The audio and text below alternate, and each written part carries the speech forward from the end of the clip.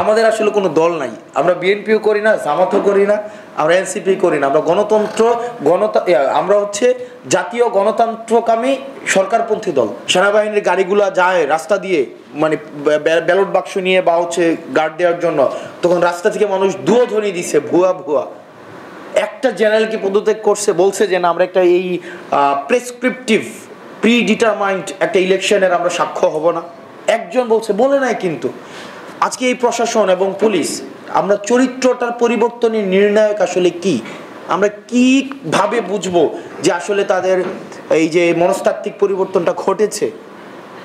আমরা দেখেছি এখন কিন্তু উনারাও আবার ক্যাবলা পরিবর্তন করেছে।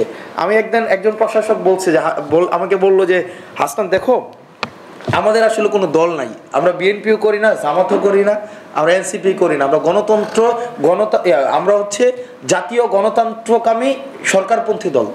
ওনারা হচ্ছে ন্যাশনাল কারেন্ট পার্টি, মানে ওনারা হচ্ছে এনসিপি ন্যাশনাল কারেন্ট পার্টি, মানে যে পার্টি থাকবে ওনারা এই পার্টিকে সার্ভ করবে, অথবা যে party likely to take over next ওনারা ওইটাকে সার্ভ করবে।